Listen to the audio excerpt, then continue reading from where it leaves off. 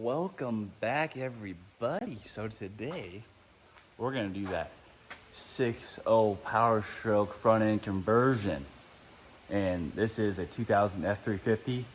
This is the front end from 99 to 2004 actually, so it is on 1 year of the 6.0. This morning we have header panel, color matched white grille, and then we got tow mirrors.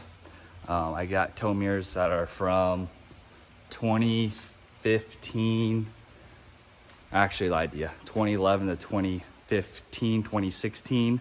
They're the square mirrors.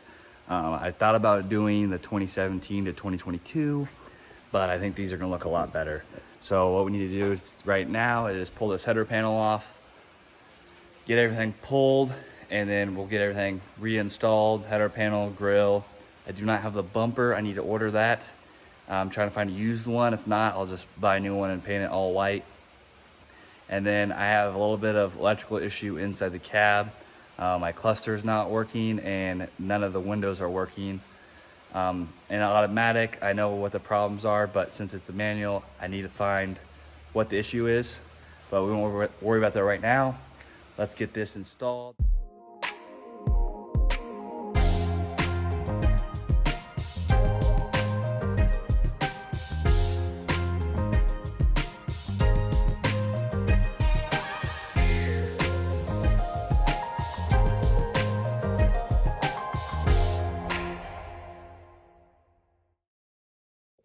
All right, so we got that done, and there is a total of 8 bolts holding that on.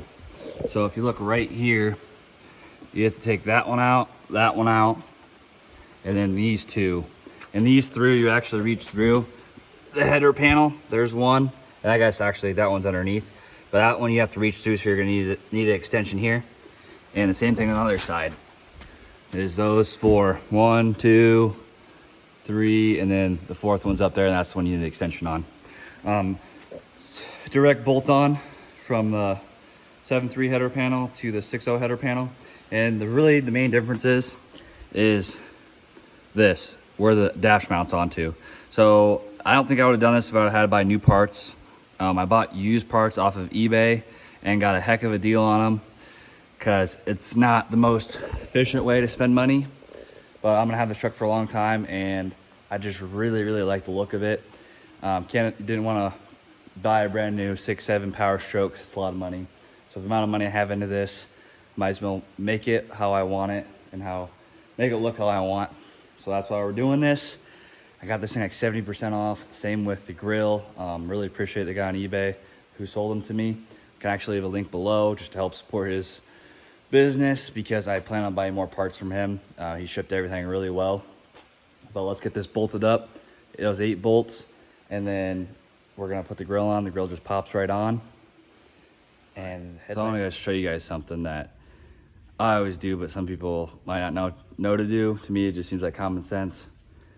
I just want to show you. So I had a piece of cracked plastic here. Used to ride dirt bikes a lot and flip the dirt bikes, so can't afford new rear fenders every time. So simple as drilling 2 holes with a drill bit and stitching it with some zip ties, and it is good as new. And another thing you can do with this technique is you could use some glue and then use these as clamps for extra. All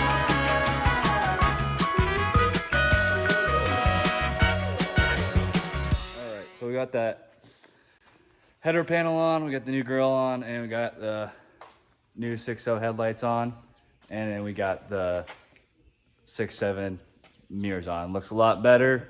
And now I just need to get the 6.0 bumper painted, but I'm gonna get the bed bolts in because I need to get this truck on the road. So an update, this video is gonna be a little pieced together. So I'm videoing with my phone, and last time it glitched when I was doing some time lapses on the project, but the gist of what I did in the video, and I'll show some more in this whole video of what I'm doing, but just to kind of recap. We got the 6.0 grill on, 6.0 headlights in.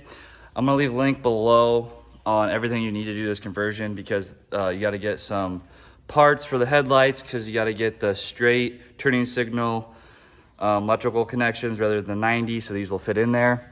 And then the header panel, and then the 6.0 grill.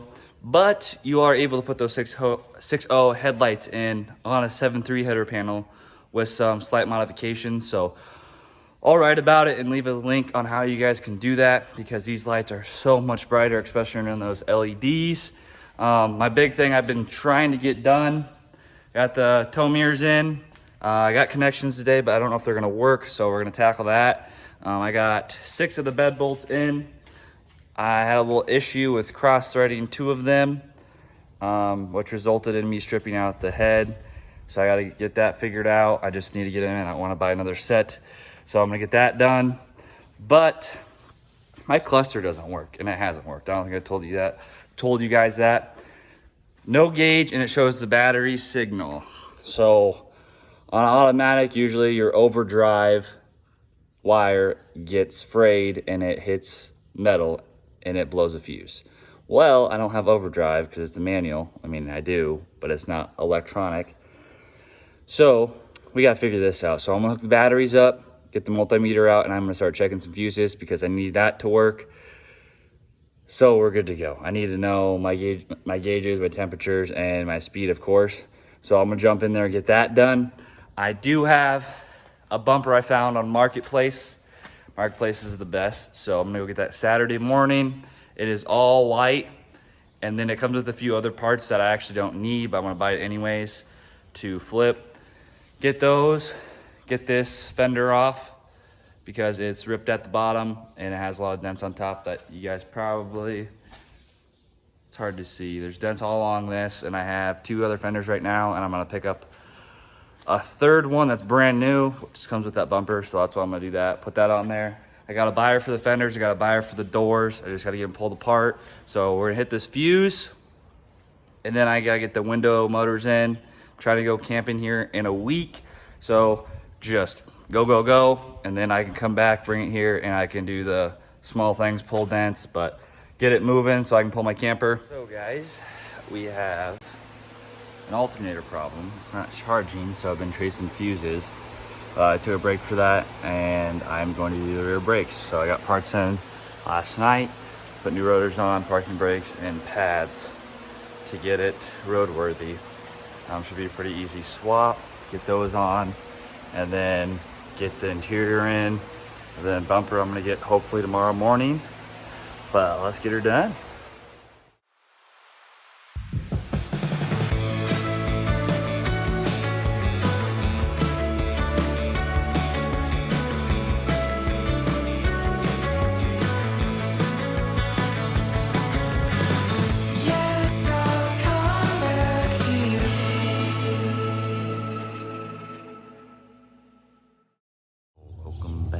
So it's about like 5 a.m. I head to Omaha to pick up a brand new bumper for this truck, new grill, and a new right side fender. So I'll show you guys how it looks later today, but let's go get it. So we got the bumper, and we got the grill, and we got a new right fender. So I'll get a good video here. We're gonna get this slapped right on.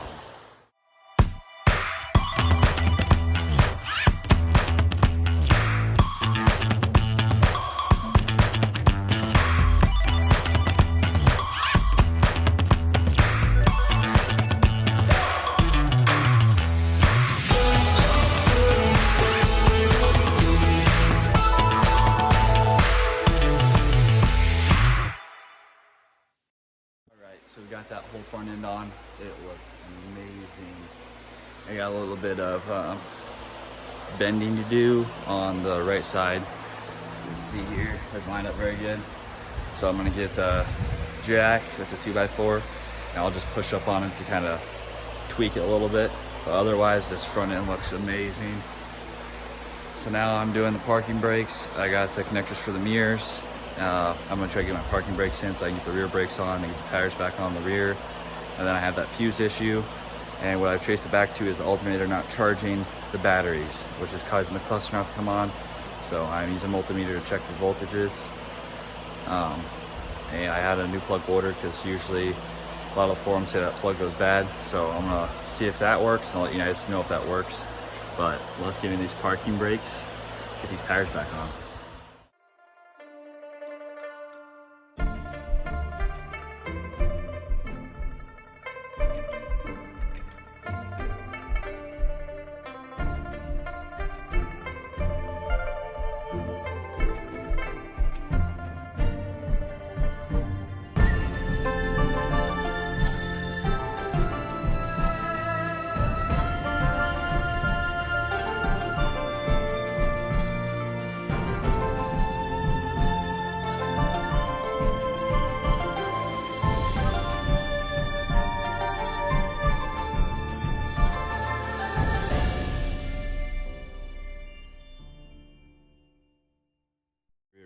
done.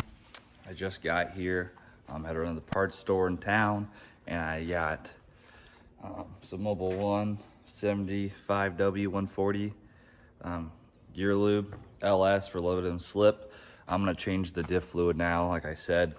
So we're gonna torque the wheels, torque the brake calipers really quickly. Just I want to verify that that's good. Then I'm gonna torque the lug nuts on the wheels down really quickly, pull the diff cover off, drain the oil, kind of inspect the gears just a little bit, but I'm not gonna check for a backlash or anything. And then I'm gonna put the new cover on, torque the, or new gasket on, put the cover on, torque those down, put the new fluid in, and then get all these motors transferred over. Get this interior back in. Since I don't want to rush this dent. This is from a skid loader right here. I'm just gonna hit it with some self-etching primer just to prevent the rust, but it's just gonna be out in the rain for a little bit. I'm gonna do some self-etching primer on the roof where I welded in the patch holes up there just to preserve it, and then I'm gonna Bondo it, smooth it out, and do it right, do some color matching. There's still a lot of dents on this, on the cab especially, so those are gonna just be some small projects that I get done. This really, interior stuff and what I'm doing now is big, and it's just overall maintenance for this thing. So let's get right into it, and then we'll jump into these windows and interior pieces.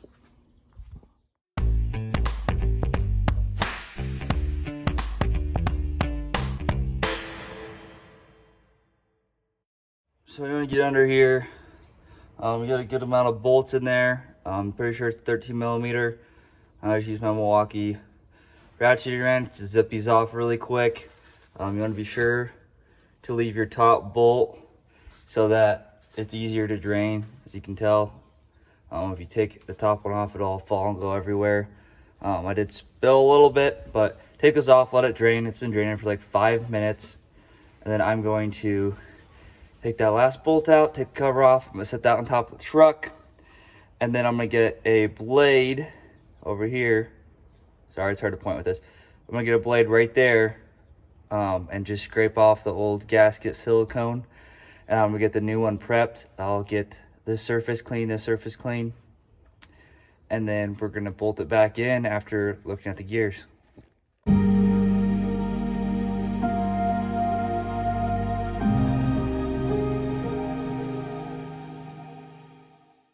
So the diff cover out.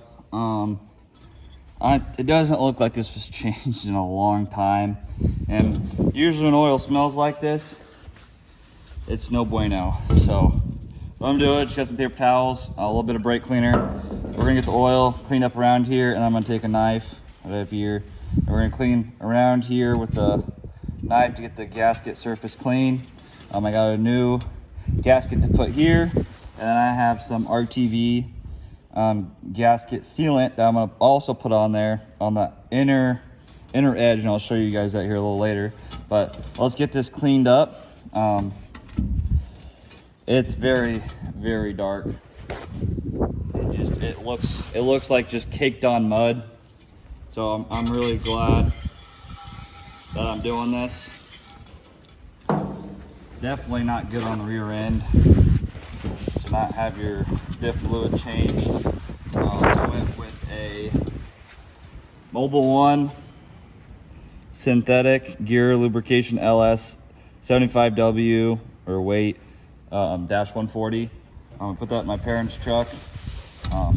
It's been doing really well. We have probably 5,000 miles since we last changed it. I looked it up online. A lot of people recommend running that just because of having a limited slip. You have to have that friction modifier in there. And I bought some friction modifier if I had to add any, but running this gear oil straight, it seemed to hold up pretty good. But we added 2 ounces of Motorcraft friction modifier to this stuff. So I do have a bottle of that, but I'm gonna just do the gear oil, run it for a little bit, and then I can add that friction modifier in there later. I think I'm gonna need it. So if it's cleaned up, it doesn't have to be too spectacular.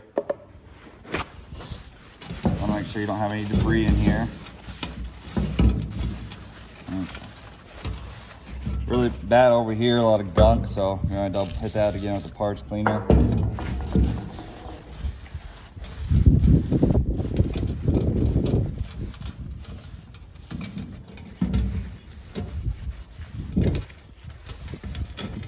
All right, probably shouldn't be getting my parents' flatbed dirty. So that's pretty clean, no debris, looks pretty good. And there's a little bit of built-on stuff there that I'll try to get off. But let's work on getting this gasket surface cleaned up, because that's really the most important thing, to get a good seal. Just use a new blade. Just want to be careful. Backside will get pushed into your fingers, but it really doesn't take a lot of pressure to get this gasket surface cleaned off.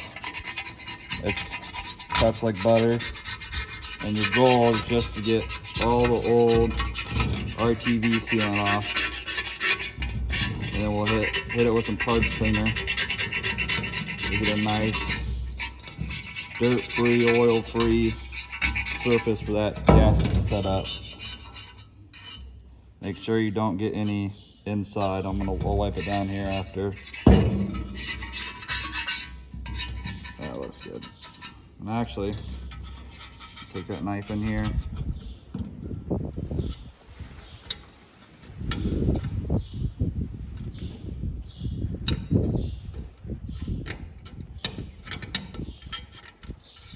Okay. Got that pretty cleaned up. Wipe it down one last time. Hit it with the parts cleaner. Spray it off the flatbed.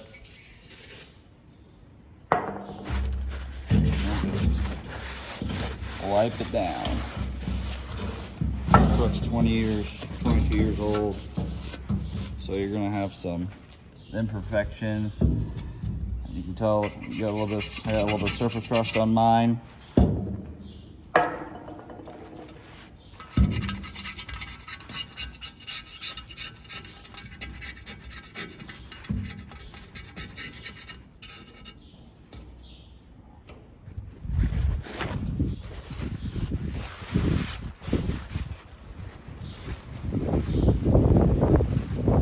Feel pretty good about that. So I'm gonna go grab the gasket.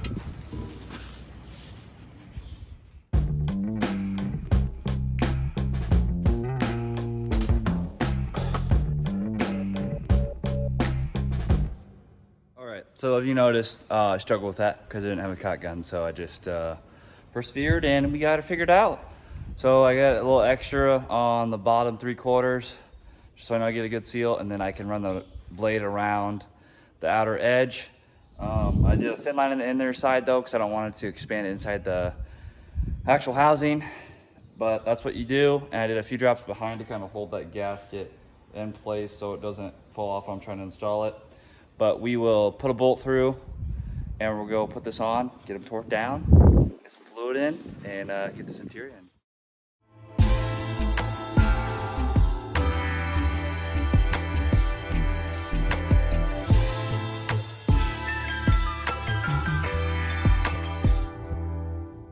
All right, okay, so we got those, and the Milwaukee ratchet works great. Just take a paper towel, kind of spread the gasket, not really spread it, just really clean it off, and I'll come back later with a blade if any more bleeds out. And then we're going to make sure these are all torqued to 36 foot-pounds.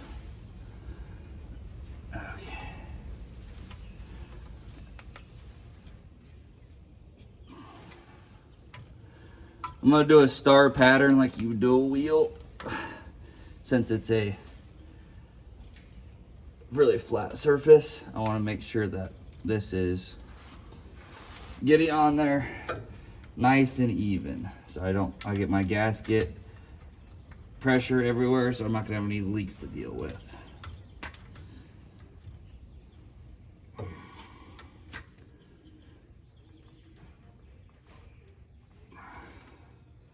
There's 36. I did enough star patterns, so now I'm going to just tighten them all. These torque wrenches kind of suck.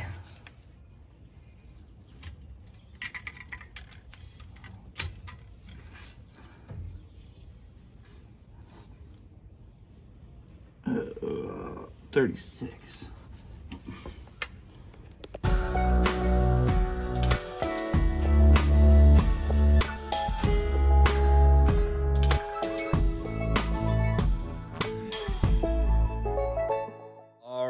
So we got the axle oil changed. I'll leave a link below for what I used, even though I said it in the video, but I'll leave a link below, make it easy for you guys. And then I've been working on getting these doors transferred over. So the driver's side completely transferred over. I had to change the lock on the rear because it wasn't the same as a manual to a power window. The lock had another plug, so I just pulled the parts off of that door, put them on that door. Driver's side is done. I just need an alternator so I can get my electronics running right. And then I can move my window all the way up so it rotates that motor, so those 4 mounting bolts mount up. And then the 2 interior door trim pieces can go on. And then I just need to repeat the process on this side. That's really it for now. And then, I mean, I got some other stuff to torque down, make sure it's good in 2 weeks, but it was a good day. We got a lot done. See you guys in the next one.